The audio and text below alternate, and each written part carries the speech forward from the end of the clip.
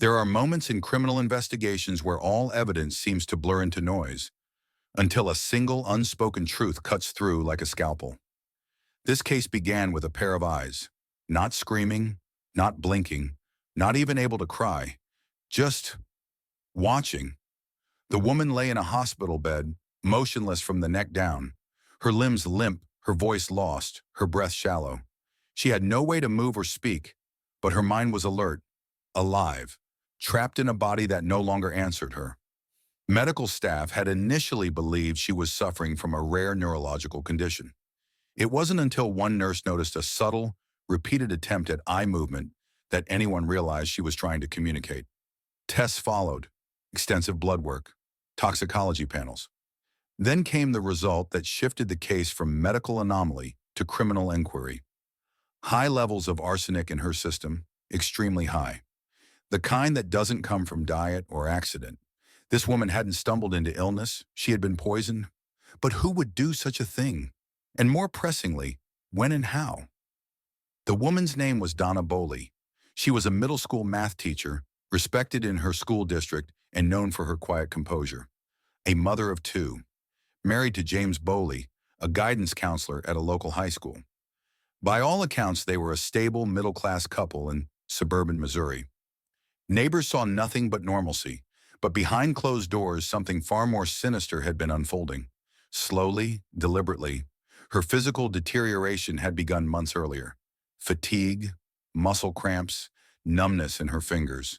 Initially misdiagnosed as stress or vitamin deficiency, the symptoms escalated over time. By the week she was hospitalized, she had trouble standing. She collapsed at home, unable to hold a coffee mug. Her voice slurred. Her pupils lost focus.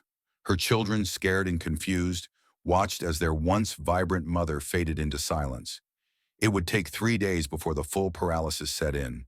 And by then, Donna could only respond with slight nods. Yes, number, that was all she had left. The attending toxicologist raised an immediate red flag. This was not natural. The levels of arsenic in her blood were not only abnormally high, they were sustained over time. This was not a one-time exposure. It was repeated. It was planned. It was an act of control, a slow killing masked as unexplained illness. Law enforcement was notified. Investigators began with the basics. Who had access to Donna's food, her home, her routine? The answer, predictably, pointed inward. Her husband James appeared concerned but oddly restrained. He visited regularly, answered questions cooperatively, but rarely showed the emotional distress one might expect from a spouse in crisis. Nurses noticed he seemed more focused on her insurance status and next steps than on her actual recovery. He did not press for second opinions. He did not cry. When asked about Donna's health history, James responded vaguely. She's been feeling run down for months. I told her to take more vitamins. He couldn't recall the last time she'd seen a primary care doctor. He couldn't explain why he hadn't taken her to the hospital sooner, despite her visible decline. Investigators were careful not to rush to judgment. They initiated standard protocol, interviewing friends, checking pharmacy records, tracing any household products that could contain arsenic. The results were troubling. No plausible environmental source could account for the arsenic found in Donna's bloodstream. The home was clean. Their water supply was tested. Nothing abnormal. No contaminated supplements. No traces in store-bought food. That left one chilling possibility: deliberate poisoning from within the household. But motive? That remained elusive. Donna had no known enemies, no debts, no romantic entanglements outside her marriage. She was not involved in any litigation or disputes. Her lifestyle was modest. If someone was trying to kill her, it wasn't for revenge or silence. It would take a deeper look into her relationship with her husband to begin unraveling the hidden rot beneath their image of suburban harmony. Still, in those early days of the investigation, one question continued to haunt the team. Why would someone choose arsenic? Why this method, this timeline, this calculated pace of decay? The answer, it seemed, was not to eliminate her swiftly, but to watch her fall apart piece by piece. And as investigators watched Donna, her eyes slowly tracking their movement across the room, her head barely nodding in response to their questions, they realized she was not just a victim. She was a witness, a critical one, perhaps the only one. What she couldn't say with words she was about to say with everything she had left. This case had just shifted from a mystery to a hunt, not for what happened, but for who dared to do it and thought they would never be caught. In most neighborhoods across Middle America, certain homes blend seamlessly into their surroundings, neither extravagant nor run down, just clean, orderly, and quiet. The Boley residence was one of those. Nestled on a tidy street in suburban Missouri, their house stood like a symbol of stability. A well-mowed lawn, two cars in the driveway, bicycles near the garage. From the outside, there was nothing unusual. No alarm bells, no mess, no reason to look twice. To neighbors, Donna and James Boley embodied the definition of normal. She was a math teacher at the local middle school, known for her strict yet fair teaching style. Her students respected her, even those who struggled. She believed in quiet discipline, logical thinking, and that education was the way out of uncertainty. James worked as a guidance counselor at the high school across town. He was the affable sort, always polite, always helpful when parents had concerns. Their two sons, both in their early teens, were well-mannered, active in sports, and visible in school events. If someone had described their family dynamic in a single word, it would have been stable. But beneath this image of domestic harmony was a quieter, more complicated story. Donna had started teaching before she turned 25. She married James early in her career, and together they built a life centered around predictability. She wasn't flashy. Her wardrobe was professional but modest. Her routines were clockwork. She packed the boys' lunches every morning, graded papers late at night, rarely took time for herself. Her life revolved around duty, her students, her home, her family. Friends admired her dedication, though some quietly wondered where she stored her exhaustion. She didn't complain often, but over the past year, small cracks had begun to show. She spoke less about her marriage. She avoided extended family gatherings where she once felt at ease. She had canceled 2 outings with colleagues, citing fatigue. Her posture, once upright and energetic, began to curve inward. She attributed it all to midlife stuff, stress, overwork, normal things. But teachers talk, and at her school, rumors started to circulate. Nothing dramatic, just whispers. Donna had seemed distant in meetings. Her eyes lacked their usual precision. A fellow teacher noticed her miscalculating a simple grade average during a staff conference. That was odd. Donna was not one to make errors, especially not in numbers. At home, her physical changes were harder to ignore. She began experiencing tremors in her hands. At first, she brushed them off, but they progressed. Simple tasks became challenging, buttoning a shirt, pouring coffee. On one morning, she dropped an entire bowl of oatmeal onto the kitchen floor. Her son offered to help, but she insisted she was fine. She wiped her hand repeatedly, as if frustrated by its failure to obey. By this point, she had already visited her doctor. Twice. Each time, no clear answers emerged. Blood pressure normal. No signs of stroke. Tests inconclusive. She was advised to rest, take magnesium supplements, drink more water. She did. It didn't help. Meanwhile, James seemed increasingly attentive, but in a way that felt rehearsed. He made her tea in the mornings, poured her vitamins, reminded her to eat. Neighbors might have seen this as care, but for Donna, something about it felt overly managed, too precise, almost sterile. There were other small anomalies. Donna began avoiding certain foods. She said her stomach felt wrong after breakfast. She skipped dinner more often. She commented on a metallic taste in her mouth. She grew suspicious of what she was eating, but didn't say it out loud. Maybe she didn't want to believe what her instincts were telling her. She also started keeping notes, a private journal. In it, she recorded her symptoms each day: muscle aches, tingling in her legs, dizziness. She also wrote about her dreams. In one entry, she described feeling like her body was sinking while her mind remained awake, floating somewhere above. The entries grew more disjointed as time passed. The handwriting became shakier, the words less precise. Still, she went to work. Still, she taught, until the day she physically couldn't. Her collapse at home was the culmination of months of physical deterioration. Her sons found her slumped on the living room floor. She had been trying to carry a laundry basket but lost her balance. She wasn't unconscious, but she couldn't move. Her speech had slowed to a slur. When the paramedics arrived, she tried to speak but managed only fragments. At the hospital, the early theories leaned toward a neurological event, perhaps early onset ALS or Guillain-Barré syndrome. But within 72 hours, her motor functions dropped off completely. She could blink, barely. Her vocal cords stopped working. Her hands curled slightly, immobile. It was here, at the intersection of silence and clarity, that her nightmare turned into evidence. Doctors began to question the consistency of her condition. Something wasn't adding up. The progression of symptoms was erratic, inconsistent with typical degenerative disorders. A more exhaustive toxicology panel was ordered, and that's when the arsenic levels were discovered. At that point, the case left the hands of medicine and entered those of law enforcement. Arsenic, a heavy metal, odorless, tasteless in small doses, common in pesticides, once used in rodenticides, now tightly regulated. Ingestion can be cumulative, meaning small, repeated exposures can build into catastrophic toxicity over weeks or months. The symptoms match perfectly: numbness, vomiting, weight loss, neurological deterioration, and eventual paralysis. It was a classic poisoning pattern. But in modern times, cases of arsenic poisoning are rare, which meant whoever had done this knew what they were doing. This wasn't improvised. It was premeditated. Detectives moved quickly to learn more about Donna's personal life.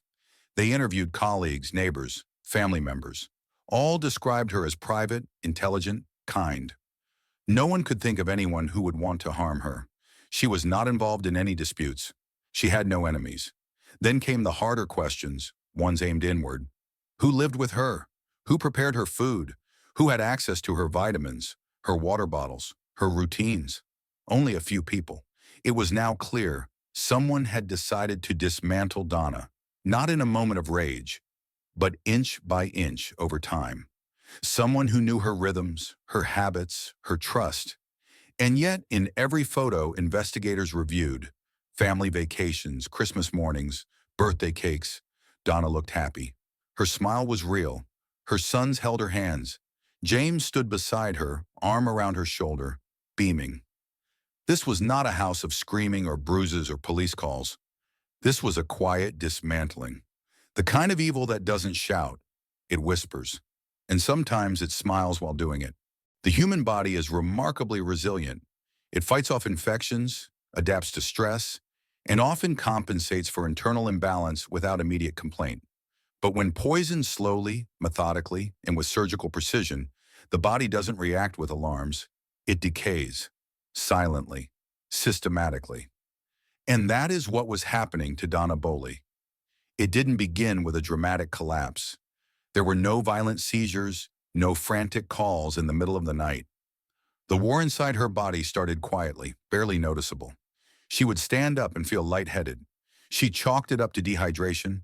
Her legs would ache after walking through the school corridors. Maybe she needed better shoes.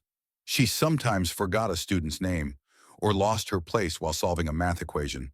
Odd for someone who taught numbers with near religious discipline. But even that, she rationalized. After all, everyone has off days. The earliest signs came months before she was hospitalized. Her hair started thinning, first subtly, then in handfuls. Her skin lost its luster. Her fingers tingled when she typed. None of it was alarming in isolation, but collectively, her body was sending distress signals. Signals that were misinterpreted or ignored, not just by Donna, but by those closest to her. Doctors were consulted. Basic panels were ordered. They showed no major abnormalities. Stress was the diagnosis. Vitamin deficiencies, perhaps. She was told to rest, to hydrate, to take supplements. No one suspected something far more insidious was happening just beneath the surface. What made arsenic particularly dangerous was not just its capacity to harm, it was its ability to imitate. Its symptoms mimicked other conditions: fatigue, numbness, digestive issues, cognitive slowing. When administered in small doses over time, it did not arouse immediate suspicion. Instead, it eroded. It wore down. It chipped away at the systems that once protected and defined the person it invaded. At home, Donna's behavior shifted incrementally. She started sleeping more, yet waking exhausted. Her once meticulous organization gave way to forgotten appointments and misplaced items. She would pause mid-sentence during conversations, as if her mind needed an extra beat to reconnect with her mouth. Her appetite waned. She stopped eating her favorite breakfast, scrambled eggs and toast, and opted for liquids instead. She said solids made her nauseous, yet she never voiced suspicion, not aloud. Perhaps she didn't want to seem paranoid, or perhaps deep down she already knew. But knowing and accepting are different things. Her sons were the first to sense that something was terribly wrong. Children have an uncanny ability to detect changes in rhythm, even if they can't articulate what's off. They noticed her fading energy, how she no longer walked with them to the bus stop, how her hugs felt weaker, how her smiles seemed more effortful. They would ask if she was okay. She would nod, always nod. Mothers protect, even when they're the ones who need saving. On a Friday morning, Donna sat at the kitchen table holding a spoon of oatmeal. She stared at it for nearly a full minute before realizing her hand was trembling so violently that the oatmeal was spilling over the sides. Her son asked if he should help.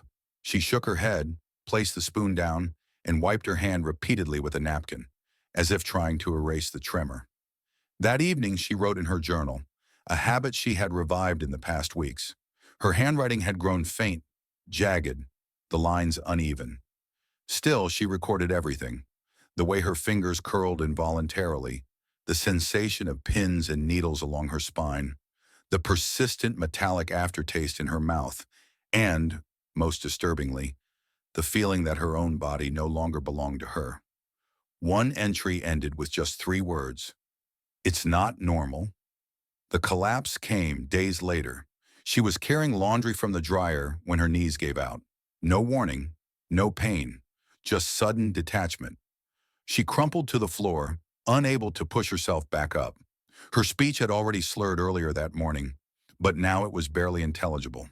When her older son called 911, he described her as awake, but not really there. Paramedics found her conscious, staring, attempting to speak, but unable to form complete words. Her limbs were limp, her body unresponsive. In the emergency room, physicians ran through differential diagnoses: stroke, Guillain-Barré, multiple sclerosis. They ordered CT scans, MRIs, spinal taps.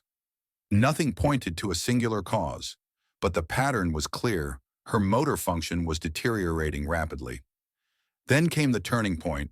One of the attending physicians, a toxicologist with experience in rare poisoning cases, requested a heavy metal screen. When the lab results came back, they stunned even the seasoned staff. Donna's arsenic levels were dangerously elevated. Not only that, but the concentration suggested repeated exposure over an extended period of time. This was not an environmental accident, it was deliberate. As law enforcement was notified, Donna's condition stabilized, but only in the sense that she was no longer declining. She had reached a horrifying plateau, paralyzed from the neck down, unable to speak, but cognitively intact, trapped in her own body. It was here, in this harrowing state, that Donna became the key to her own investigation. The medical team improvised a system: 1 blink for no, 2 blinks for yes. Later, a subtle nod or eye movement replaced the blinking. Communication was painstakingly slow, but effective. She could confirm her name, her children's names, her birthday. Then came the first question from investigators. "Donna," they asked gently, "do you believe someone did this to you on purpose?" A pause, then a slow, deliberate nod. It was the most damning wordless testimony any of them had ever seen. Her responses built a picture, piece by piece. She believed she had been poisoned. She believed it happened over time. She believed it had come from someone she knew. And when asked if she suspected someone in her own home, she nodded again. It was not yet enough for a legal case, but it was enough to change the nature of the investigation entirely. Arsenic was not easy to obtain without leaving a trace. Someone had researched this. Someone had planned it. Someone had watched her decline every day and chosen not to intervene. And yet Donna had survived, just barely. She couldn't walk, couldn't speak, couldn't hold her sons or teach her students. But she had fought silently through every wave of nausea, every unexplained ache, every lost word. Now in the sterile quiet of a hospital room, she was telling her story in fragments, using only the smallest movements left to her. She was no longer just a victim. She was the witness, and the search for the one who had done this had only just begun. In criminal investigations, silence is rarely interpreted as cooperation. A witness who refuses to speak can stall a case, slow its momentum, cast uncertainty where there should be clarity. But what happens when silence isn't defiance? It's survival. Donna Boley's condition rendered her voiceless, but not helpless. By the time she had been stabilized, her body had become a prison, but her mind remained alert. Her consciousness, sharp and present, was the last functioning defense against the person or persons responsible for dismantling her from the inside. The only question was whether she could use it before time or circumstance rendered her invisible. Detectives were not new to trauma. They had interviewed victims who whispered through tears, witnesses who trembled through testimony, and family members who spoke through clenched grief. But none of them had ever relied on a blink to indicate guilt or a nod to signal betrayal. The investigative team had convened at the hospital not with confidence, but with caution. What they were about to attempt, interviewing a fully paralyzed nonverbal victim through involuntary muscle cues, required precision, patience, and above all, respect. This was not about extracting a confession, it was about interpreting truth from a flicker. The hospital's lead neurologist worked with law enforcement to design a communication protocol that would neither exhaust nor endanger Donna. The goal was to use binary cues, yes or no, to establish foundational facts, and from there, carefully explore her knowledge of what had happened. A whiteboard was brought in, letter charts prepared, and a nurse was assigned to monitor her vitals for signs of distress during each session. Every movement was recorded, every breath accounted for. Her children had already been kept from the sessions to shield them from the emotional toll. Donna's condition was too fragile, and any display of panic or frustration could compromise her ability to respond. So for now, she faced the process alone, except for the nurses and the rotating detectives who asked their questions with clinical calm. The first questions were basic. Is your name Donna? Nod. Are you aware of where you are? Nod. Do you remember what happened before you were hospitalized? Another nod, slower but sure. They continued.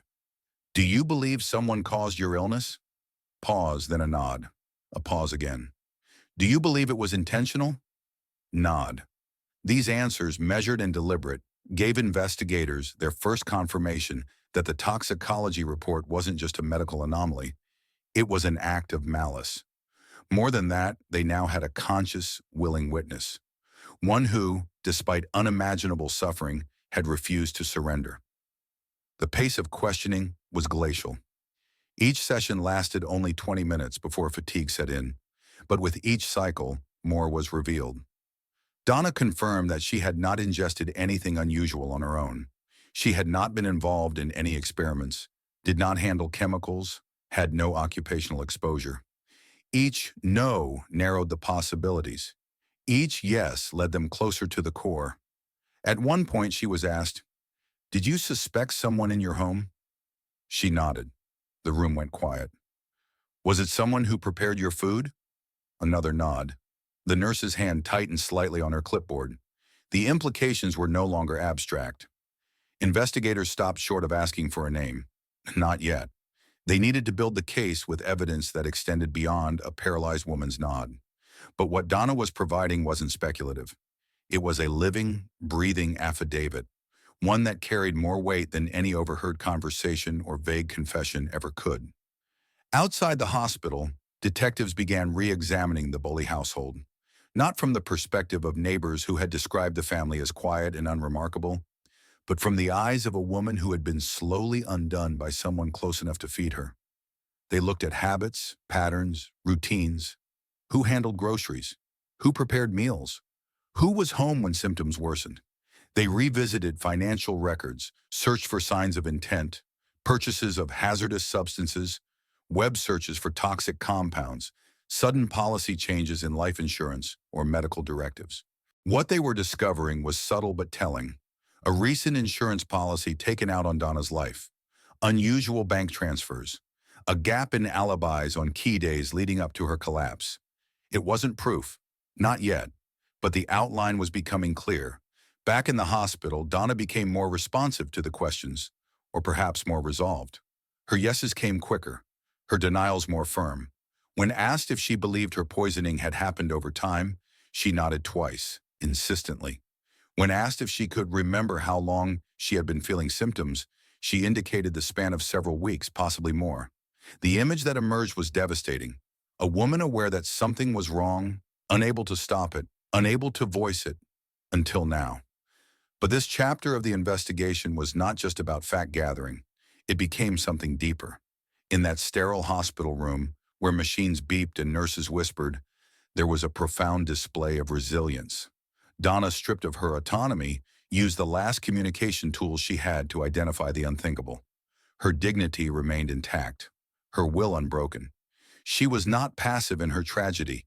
She was a participant in her justice. For the detectives, this shifted everything.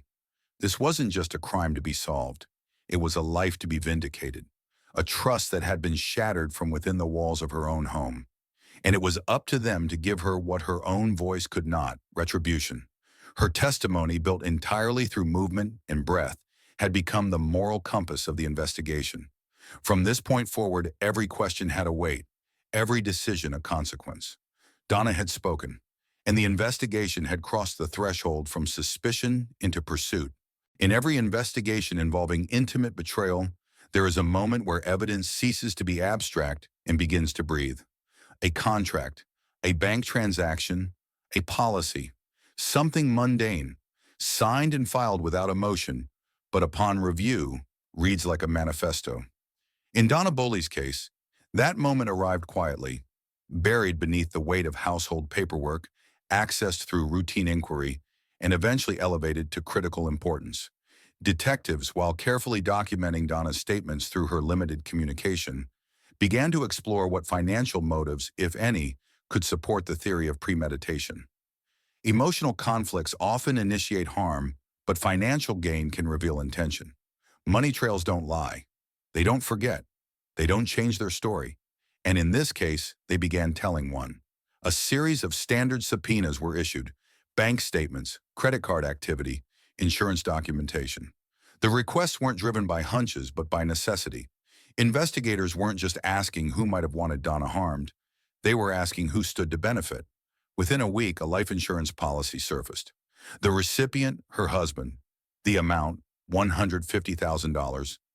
The signature, Donna's, dated just months before she collapsed.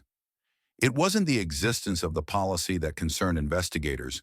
Many families maintain such coverage as a precaution. It was the timing. The ink was still figuratively wet. Even more concerning was the fine print. The policy had been updated recently. Investigators flagged a change in beneficiary priority, moving full benefits to the spouse in case of death, by any cause, accidental or natural. It contained no standard exclusions for poisoning, a clause common in many policies designed to prevent abuse or murder-for-profit schemes. When contacted, the issuing agency confirmed that the policy had been personally reviewed and approved by the primary holder. They had a recording on file, a voice, presumably Donna's, confirming the changes. But it wasn't Donna. This discrepancy triggered a deeper examination. Voice authentication was not foolproof. Investigators knew that confirmation calls were often brief and ceremonial, especially when accounts were managed by phone. The agency had recorded the call, but it had never been cross-referenced for identity. In light of Donna's now suspected poisoning, the audio was sent to forensic analysts for voice comparison. While the voice analysis remained pending, the financial profile of the household was scrutinized. Bank records showed moderate income. Donna's teaching salary and James's counselor pay were steady, but not excessive.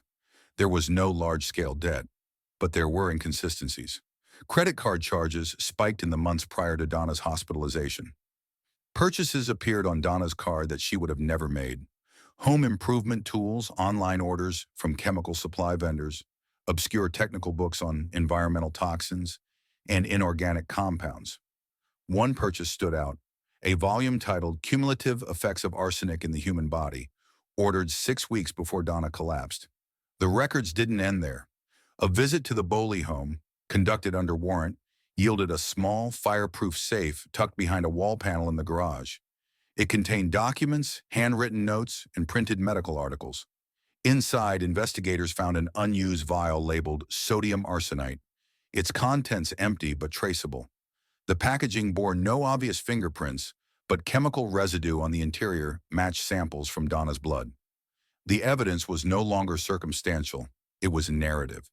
And it was clear that someone in that home had not only researched arsenic poisoning, but had obtained the material, handled it, and kept related documentation close, as if building a private textbook of human destruction. Parallel to the financial investigation, interviews continued. Colleagues of Donna's began to speak up, not out of suspicion, but from concern they hadn't voiced earlier. One recalled Donna missing several lunch breaks, saying she had lost her appetite, but drinking smoothies or protein shakes instead. Another remembered her growing anxiety about something being wrong at home, though she never elaborated. One teacher reported seeing Donna quietly wiping the inside of a thermos with a napkin, peering into it as if inspecting for residue. Her face had looked pale, distracted. At the time, the teacher assumed it was fatigue. Now she remembered the look differently, more like fear. Donna's father, during a voluntary interview, added a layer of quiet grief. He mentioned that his daughter had seemed distant over the past year. She was pulling away from things she used to love, he said. Didn't talk about her classroom the same way. Didn't laugh the same.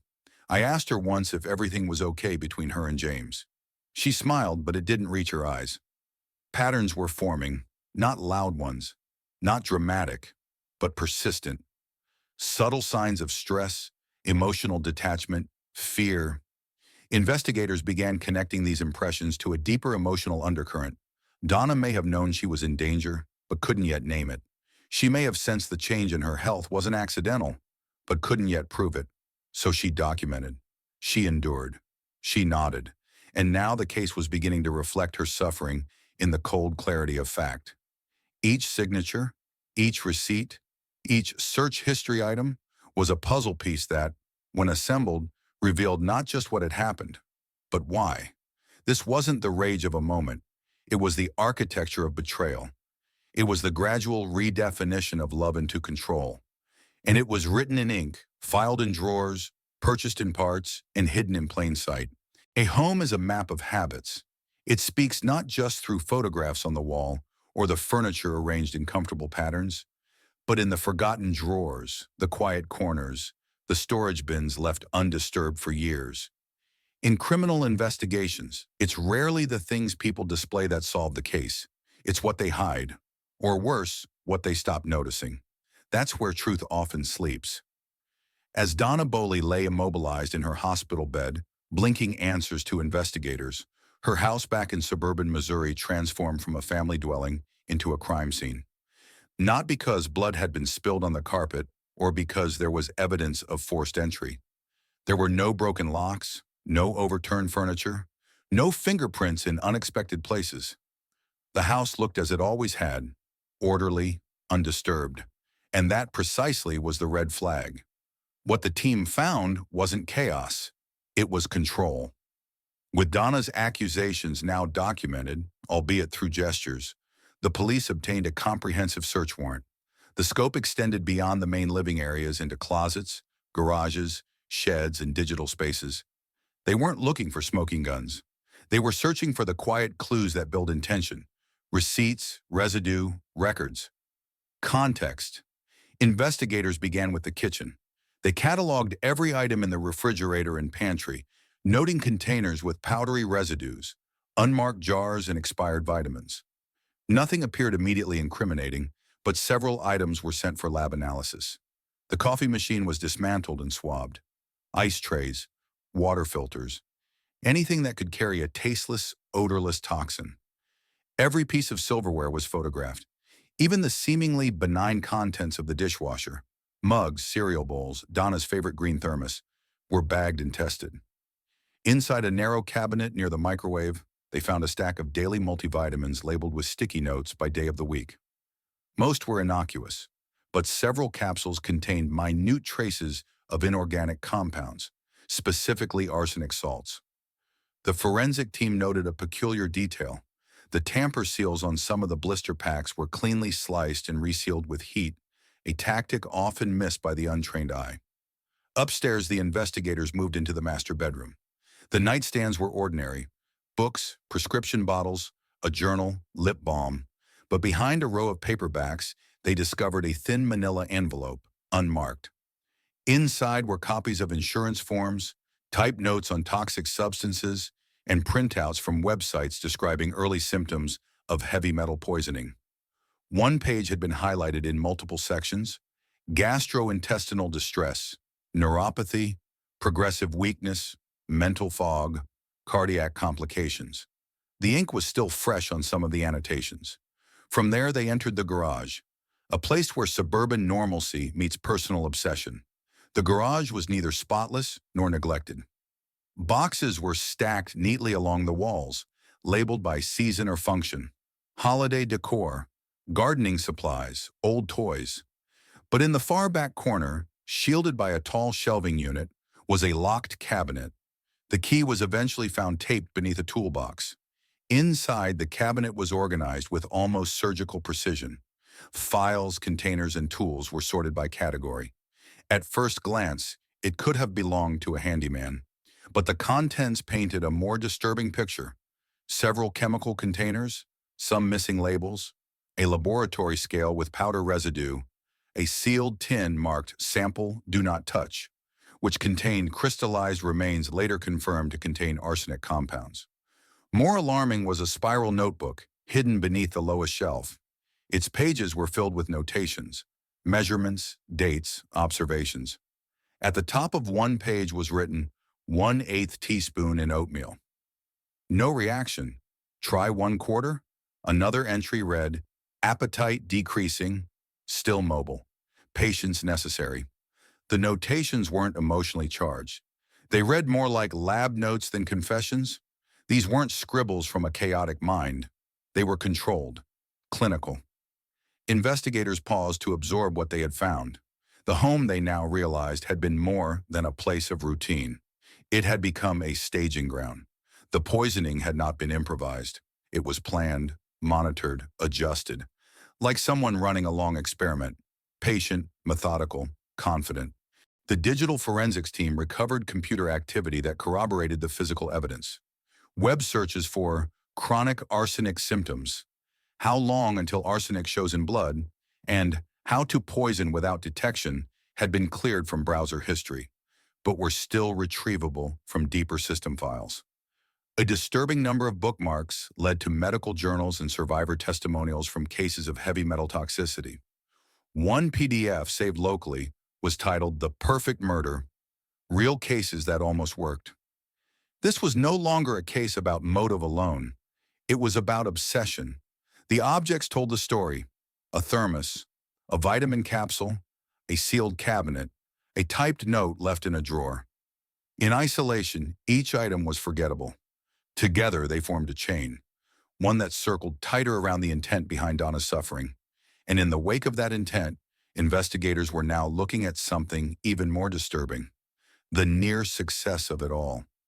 If Donna hadn't collapsed when she did, if the toxicologist hadn't thought to run that specific test, if her body had given out just days earlier, this case would not exist. There would be no blinking responses, no nods. Only a grieving husband holding a signed insurance claim. Only sympathy. Only silence. But Donna's body had held the line just long enough. Her willpower had disrupted what was supposed to be the perfect crime, and her home, when finally listened to, had spoken. Forensic science is often viewed as the final word in criminal investigations, a bridge between suspicion and conviction. But science doesn't accuse. It doesn't speculate. It simply reveals. And when poison is involved, especially a compound as discreet and ancient as arsenic, revelation requires more than routine lab work. It demands precision, experience, and a deep understanding of how something so small can cause devastation so total. Donna Boley's body had already spoken in the language of symptoms: tremors, paralysis, fatigue. Her blood, sampled upon hospitalization, had revealed the presence of arsenic in levels far exceeding environmental exposure. But to build a case, law enforcement needed more than confirmation of poisoning. They needed a timeline, a method, a scientific narrative that could demonstrate not only what had happened, but how, and how often. Toxicologists from the state crime lab, alongside specialists in environmental pathology, were brought into the case. Their first task: determine the type of arsenic used. The term itself is broad. Arsenic occurs in both organic and inorganic forms, and only certain types are lethal in the quantities Donna had absorbed. Through isotope analysis and advanced spectrometry, they isolated the compound as inorganic arsenic trioxide, a known carcinogen and highly toxic agent, historically favored in criminal poisonings due to its invisibility in food and drink. Arsenic trioxide has a particularly sinister profile: odorless, tasteless, soluble in both hot and cold liquids. It bypasses the immediate defenses of the body, quietly entering the bloodstream and targeting cellular processes. Once absorbed, it begins a slow destruction, damaging red blood cell production, attacking peripheral nerves, disrupting cardiac rhythm, and ultimately leading to multi-organ failure if exposure continues unchecked. It's not designed for immediate impact. It's a patient killer. The samples taken from Donna showed that arsenic had accumulated in her hair, nails, and soft tissue, indicating exposure over a period of weeks or months. Hair analysis provided the most striking evidence. Arsenic, like other heavy metals, deposits into hair shafts in measurable segments as the hair grows. Each centimeter represented approximately 1 month of exposure. Donna's hair told a grim story: repeated dosing, growing in intensity, stretching back nearly 3 months. That timeline mattered. It established intent. It proved that this was not an accidental ingestion, nor a one-time lapse in safety. It was a pattern. Someone had taken careful steps to ensure she received small but increasing amounts of poison over time. Doses calibrated not to kill immediately, but to weaken her steadily, undermine her health, and erode her ability to resist. Investigators revisited the kitchen and found that several containers of oatmeal, Donna's preferred breakfast, contained faint traces of the compound. The contamination was inconsistent, suggesting hand-mixed portions rather than a single contaminated supply. This aligned with entries in the handwritten notebook found in the garage, which included dosage adjustments over time: lower appetite, 1/4 teaspoon enough; stronger today, maybe pause for 2 days; and most chilling, symptoms progressing. No need to escalate yet. The forensic team matched the handwriting to samples from within the home and began constructing a dosing timeline that corresponded to major changes in Donna's physical state.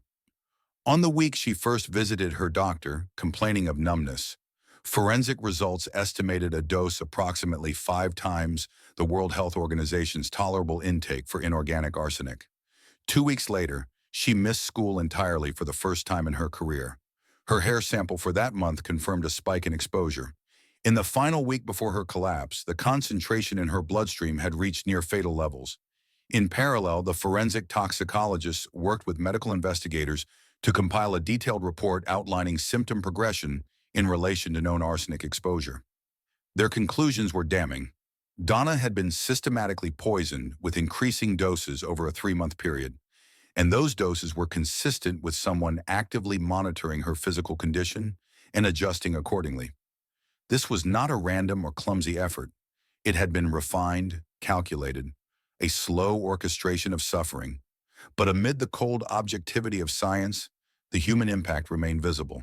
The lead forensic analyst, a seasoned veteran of poisoning cases, noted in his final report, "What makes this case particularly tragic is the clear intent to avoid detection. The victim was not intended to die quickly. She was meant to be reduced day by day to the point where she could no longer advocate for herself. The fact that she survived long enough to communicate is extraordinary." That survival was not just extraordinary, it was legally pivotal. Donna's ability to respond to investigators through movement had already shaped the direction of the inquiry. Now science was aligning with her testimony. Her nods and blinks were no longer just emotional anchors.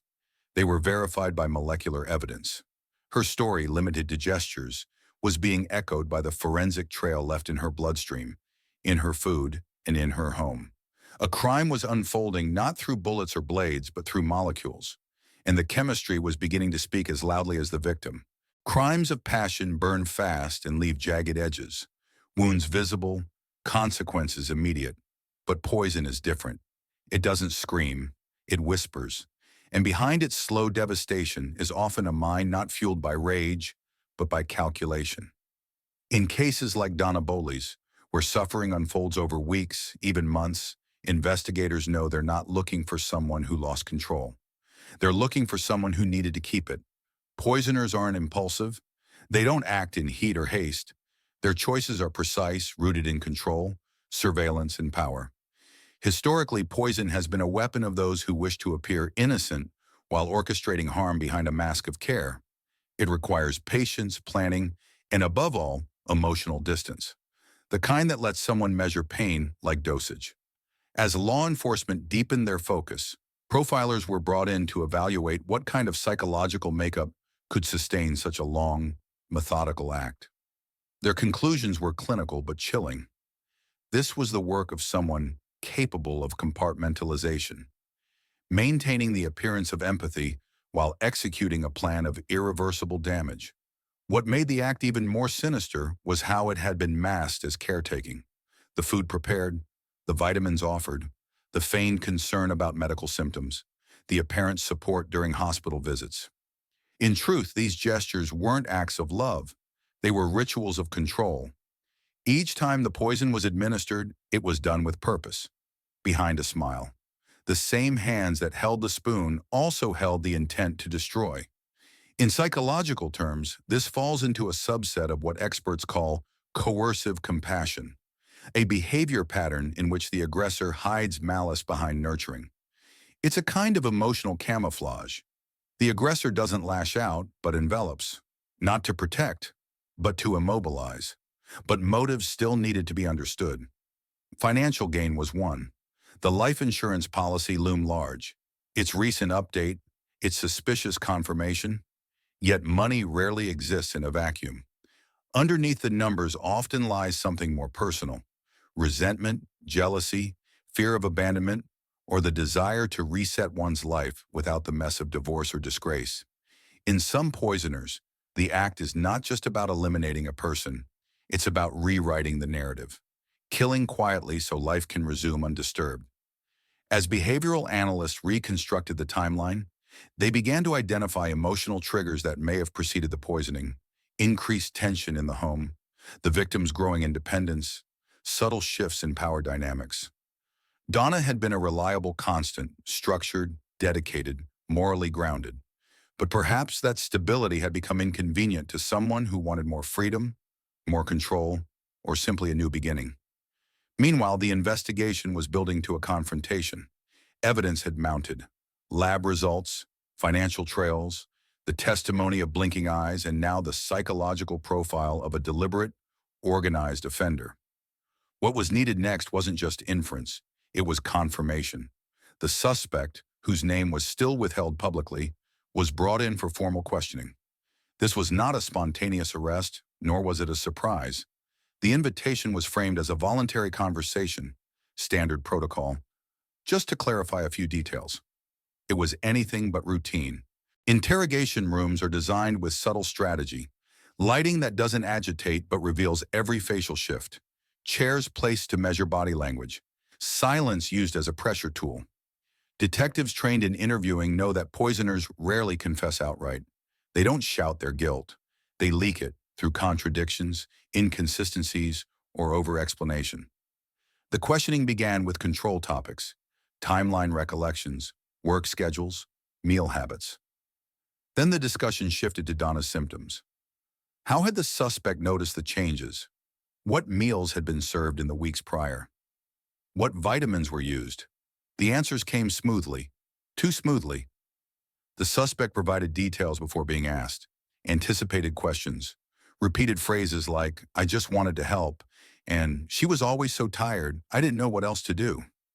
Detectives noted a pattern: phrases meant to preempt guilt, establish caretaking behavior, and push blame onto circumstance. But then came the pivot. One detective introduced evidence. Toxicology reports, matching residue in the kitchen, the altered insurance policy, the notebook of chemical measurements. The suspect didn't flinch, but went quiet. Silence in interrogation is often louder than denial. Next came the real pressure. Donna's responses, her yeses, her direct affirmations that someone close had done this. The detectives didn't say her name. They didn't need to. They let the room fill with the weight of her truth. Finally, the crucial question, is there anything you want to tell us about what happened? A pause, a long one. Then, not a confession, but a shift. Well, I didn't mean for it to go this far. It was the crack they needed, not a denial, not a lie, a deflection, an admission wrapped in ambiguity. Classic in forensic psychology, an attempt to soften culpability without accepting full responsibility. But in the eyes of the law, it was movement, and movement could be built into a case. From that point, the suspect became increasingly defensive. Asked to explain the chemical notes, the response was that they were just research, out of curiosity. The altered vitamins? Maybe they were tampered with at the store. The notebook?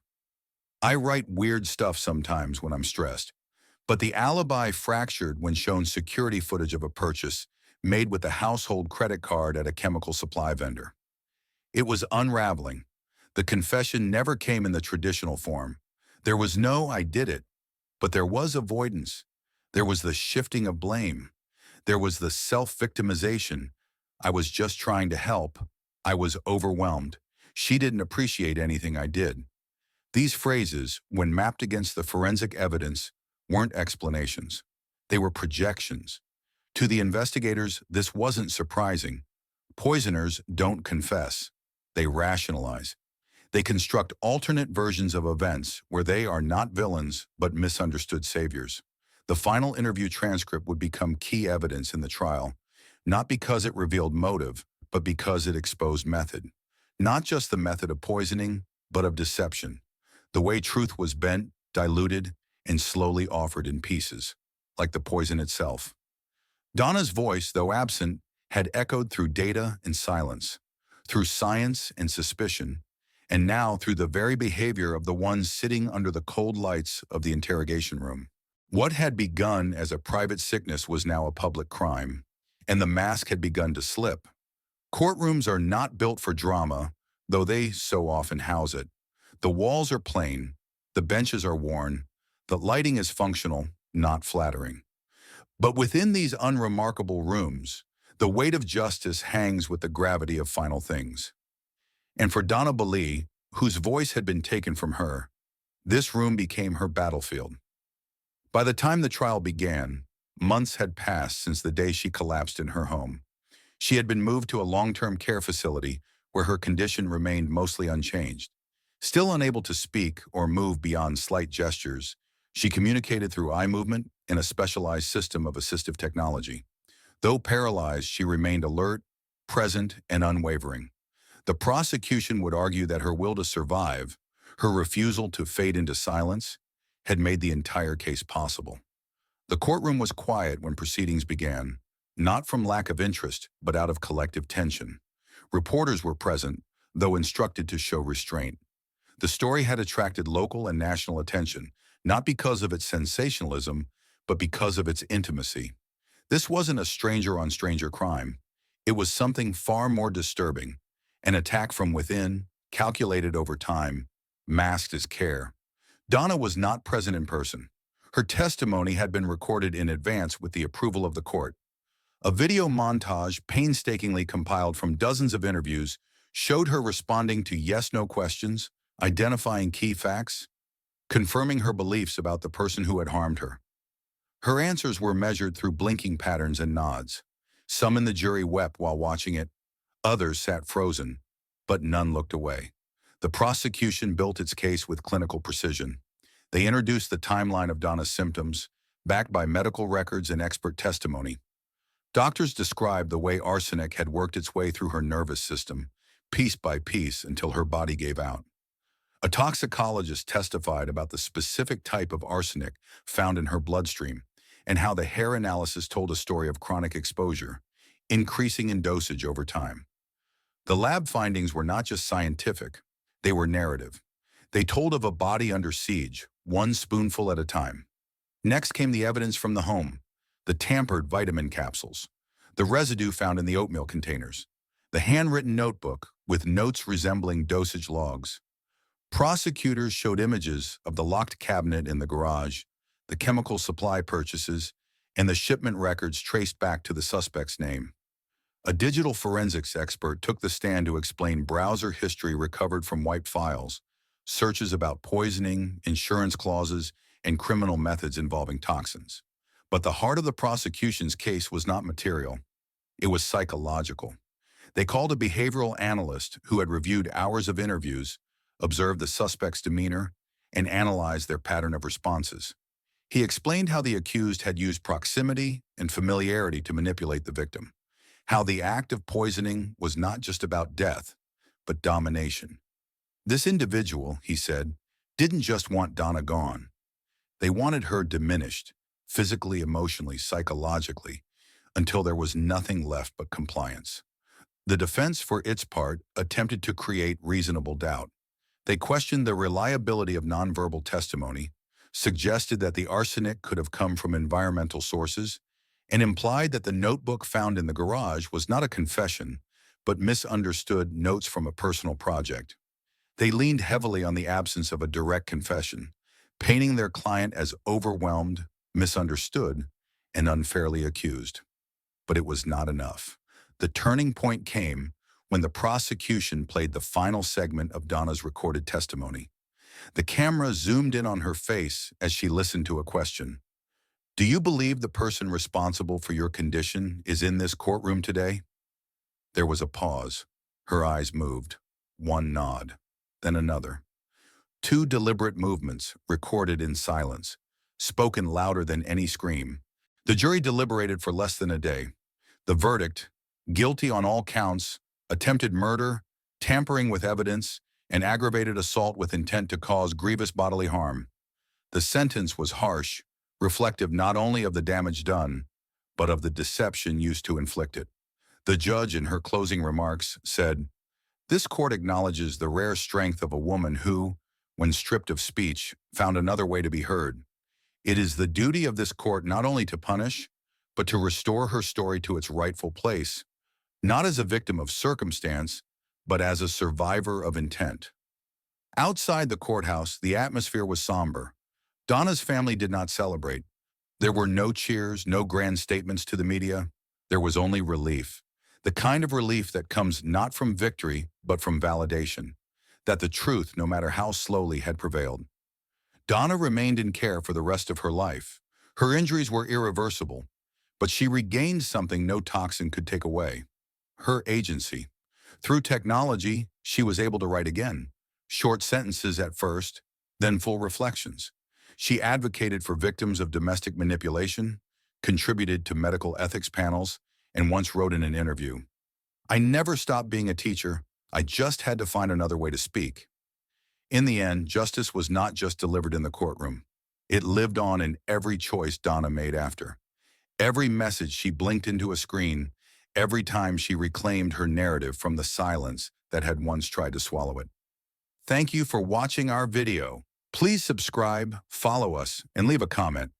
It truly helps us keep bringing you gripping and thought-provoking true crime stories.